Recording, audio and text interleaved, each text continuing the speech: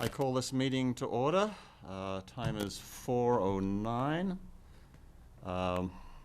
In the absence of two new members, I would ask that we table the election until another date, and that I act as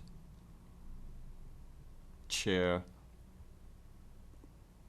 pro tem. I think we need to vote on that. Okay. So all those in favor? Need to get a second. Need to get a Oh, second. second, thank you. I'll second that motion.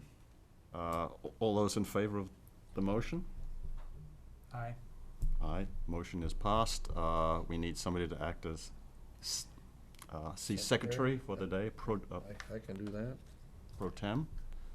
Do we have a second? I'll second. All those in Aye. favor? Aye. Aye.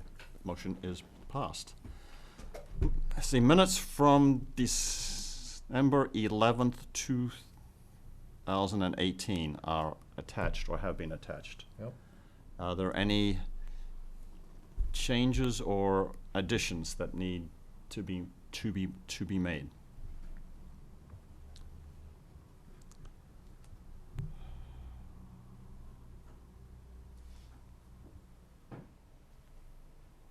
Hearing none, I will ask that we So moved. approve the minutes. All, do we have a second? I'll second it. All those in favor for the Aye. passing? Aye. Minutes have been carried. Old business, verbal update on the master plan from the airport consultant. You are up.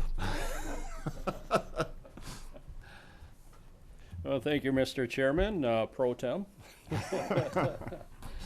But I am Brian Page. I'm with Mead and Hunt, the airport consultant. We appreciate the opportunity to be working for the city now, for going on about 18 years. So a lot of good things have happened out at the airport, and one of the things moving forward is the airport master plan. Last time we were before you to talk to you, kind of giving you an update, kind of more or less kicking things off and kind of getting our feet under us as to what the needs are at the airport and so forth. Since then, what has actually occurred is we have actually delivered the inventory chapter and some of the alternatives for the crosswind runway to the city for a city review and comment. And one of the things that we'll be looking for going forward is just to make sure that we're on track. That's kind of how these plans go, just to make sure that we're hitting the mark as far as what is important to the community and what you see as the priorities moving forward. The biggest probably project or component of the airport master plan is indeed the crosswind runway and what to do with that, as it's been for quite a few years. So what we'll be doing as part of this effort is taking a hard look at that, kind of seeing what alternatives are out there and what makes the most sense as far as that goes, among other things, and kind of setting the stage, if you would, or more or less the roadmap for the airport going forward of what needs to be done, taking into account what kind of aircraft are flying in and out of there today, and then also what is going to be flying in and out of there in the future. And a lot of that's based on just different things that we collect and some of the information that we gather from the existing airport users. Some of it is tempered a little bit with national trends as well as to what's happening out there. But all that kind of goes into the big, mixing bowl, so to speak, to come up with the master plan, if you would, of how to kind of put things together going forward. Has there been any significant changes in terms of what the runway, where its location is going to be from the initial plans we were shown last year? Yes. There has been one other alternative that, looking at the plan a little bit more closely, what we always try to do as aviation planners is try to take a look at what is going to be that balance with what works for the community but also solves the needs and makes sense from a wind coverage and weather standpoint out at the airport. But we also need to temper that with the least impact, to the surrounding area around the community, just to make sure that we're kind of being good neighbors, so to speak, and any sort of potential issues with aircraft flying over neighborhoods, also with zoning. One of the efforts that we're going to have in the not too distant future is to update the airport zoning as well. So to take all those things into account, but there was an alignment that we are looking at that tweaks it just a little bit in a different direction, and in essence, it actually is all about wind coverage. I know you have a aviation Yes. background, so it's all about what makes sense from that wind standpoint, looking at the windrows of the airport. And it just so turns out that this other alternative is at least as favorable, if not more favorable from a wind standpoint. But it is something to take a look at from the comprehensive plan from the city standpoint to make sure it makes sense, for the city as well with the growth and development. Is So- there any impact from the expansion up there on the hill, with housing or whatever, that's going to impact it further? What we're trying to do is right now, no. But in the future, yes, it could be something for the city to think about. But in right now, the current situation that you have out there, there is a crosswind runway, as you are aware, with the turf runway being out there. And it is a problem right now, today, with that subdivision. I believe it's the Sarah Hills subdivision, Steve? Yes. And with the Sarah Hills subdivision, there is an issue with the existing crosswind alignment. So what we're looking at doing is tweaking that somewhat to be able to avoid any existing development that's out there.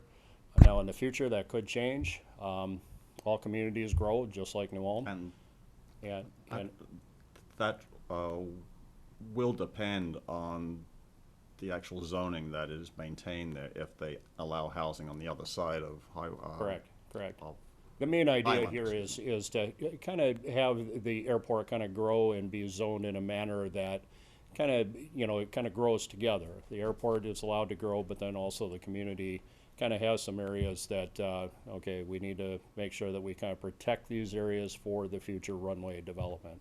So that's the main idea or the main objective here. Mr. Chair, Brian, it's correct to say those alternates will be brought back to the Airport Commission Absolutely. prior to any yes. completion Oh, of the yeah, draft. I Let's would just hope be a so. draft, yeah.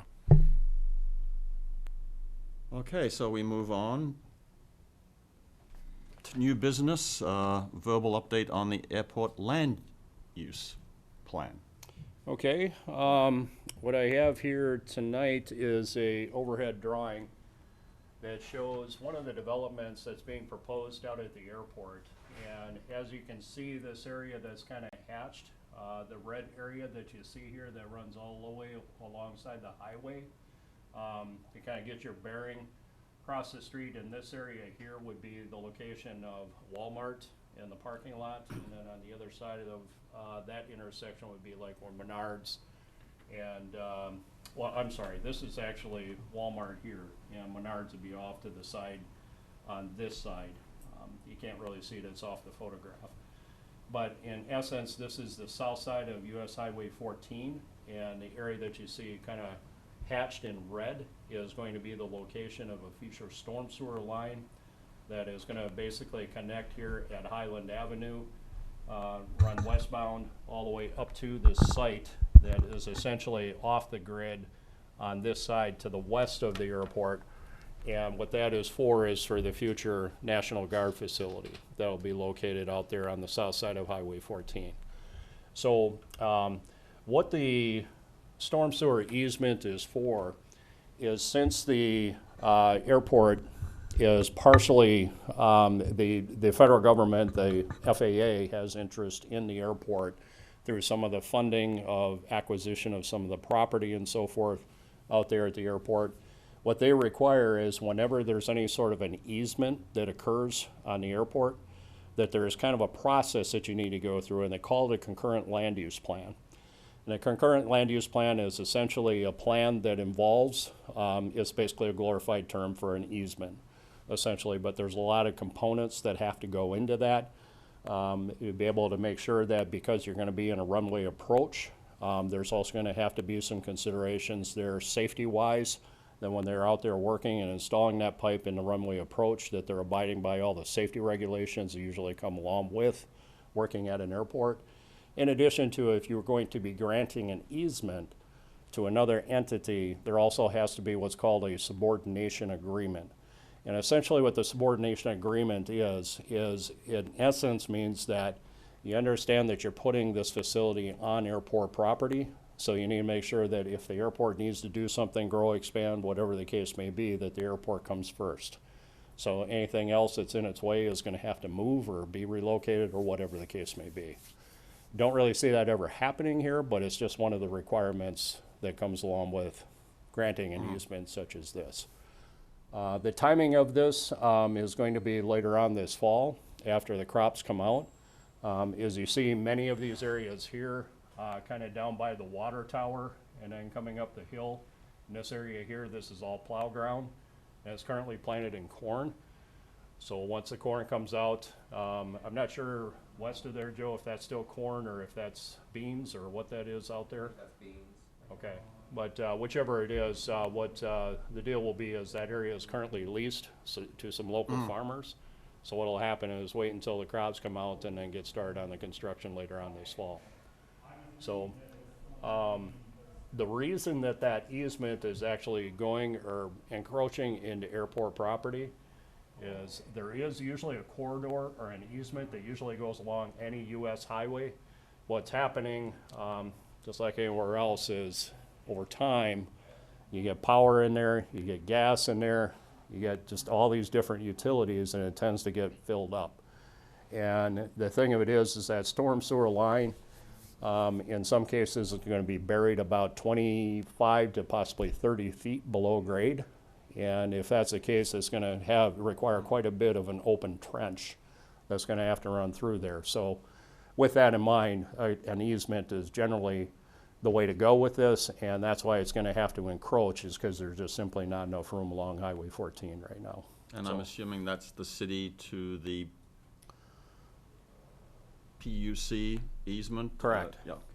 The way they, No, it's a city airport to the city, basically. Yeah, The storm okay. sewer is owned by the city. Just backing up a second, Mr. Chair. Maybe this is the first time you've heard about this. Our agreement with the Armory or the state is that we supply sanitary sewer, water main, and storm sewer facilities. We can get sanitary and sewer and water main from the Menards roundabout, but we don't have storm sewer out there. So that necessitates the need to hopefully acquire this easement. Everything's going to be underground. You won't know anything's there once we're through with it. So just wanted to make sure the commission was aware of the route and are okay with the process. So it's going to be city to city as opposed to city to PUC. Okay, thank you. Correct. All right, Okay. thank you very much. Mhm. Next item, verbal update on the Airfield pavement rehab. So, Mr. Chair, I guess we would be looking for an okay or a recommendation on the easement that the Oh, I'm commission is sorry, yeah. fine with that. So perhaps a motion to recommend approval. Certainly, well, I can I- make the motion. yeah, you can make the motion. I'll make the motion to approve the, So recommend approval. recommend approval, yeah. I so second. All those in favor of the motion, say aye. Aye. Aye. Motion is carried. Thank you. thank you. I'm out of practice doing this, Mr. No Chair. problem, no problem. Rules according to Hoyle. So we shall continue with the update on the paving rehabilitation. Okay, Mr. Chair, I'll just kind of use this same drawing to kind of go through the project. I think it kind of highlights the area that is going to be the project limits for the project, but essentially where you see the existing aircraft hangars in this area here, the paved surface that are around those hangars, if some of you have been out there and quite possibly maybe you fly in and out of there, you'll notice that that pavement's in pretty tough shape. The state of Minnesota comes by periodically and does a survey of the pavements at all airports, all public service airports in the state. They do it roughly about every 3 years. And their last visit out into the airport rated that pavement in that area in poor condition. So in essence, the pavement that's been out there has been there a long time, and it's exceeded its design life. So the concept of the project will be is to come in to remove the pavement and do some reconstruction in this area, in addition to improve some of the drainage that's out there as well. And take a look at doing what we can, I guess, to address the paving issue, but probably more importantly, that subsurface drainage is also going to be important to make sure that we are handling the water appropriately in that area. So the project is, in essence, going to be stretched as far as the dollars will go. I think it's going to be pretty clear that we will probably have to come back and address some of the additional area under a future project, but we're going to see how far we can get in this area. But with it, there is federal participation that is going to come through the federal airport improvement program. In addition to, MnDOT also has a grant that's been offered to the city for where the FAA stops as far as getting up close to the hangars and so forth. MnDOT will participate with the city to carry the rest all the way up to the hangar door. So in essence, it's kind of a cost share equation that you come up with. A certain amount of it is going to be federally eligible, but the rest of it will be state eligible. So safe to say that the lion's share is coming through the state and federal grants, and the local share, the city of New Ulm share, is going to be on average roughly about 15 to 20%. How long is this project slated to last doing the actual construction, the reconstruction? Generally speaking, we're looking at about 20 years design life is how it's designed. But generally speaking, you have good drainage, and we'll have better drainage in that area once we're through. So generally speaking, we're shooting for about 20 years, but more than likely you're going to get a little bit longer service life out of it than that. Mr. Chair, was your question the length of the construction, or? That as well, but Okay. I can, Okay. but that also, that was going to be coming. And just clarify, this task order that Brian is updating you on is the design of it? Yes. It's to be constructed next summer, and I think yes. we discussed it that. So maybe you can elaborate on what you think the construction process, how long it would take. Absolutely. We're looking at roughly about 45 days from start to finish, and it's going to take a little bit longer because looking at the condition of the pavement, we are going to have to do some subsurface drainage work, probably regrade the area, recompact it, might have to work around a few of the hangars and so forth, but we'll get out ahead of it plenty enough time. But I'm thinking about 45 days, so roughly about a month and a half. I'm thinking it's going to take to get everything completed next year. But what we'll do is we'll work closely with the airport, work with the folks out there, give the tenants of those hangars plenty of advance notice so they can make arrangements to either get their aircraft moved to another hangar temporarily or whatever the case may be. That answered my next question. Thank you. Okay. Any other questions? Brian? Thank you. Welcome. Is there any other business that needs to be handled?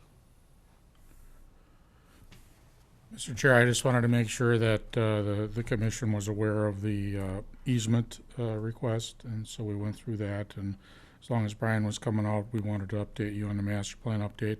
And there will be a follow-up draft available for this group as well. I don't know for sure how far down the road, but you'll certainly get to see it. All right. Thank you for coming out. I know it's a long, long drive for a short meeting.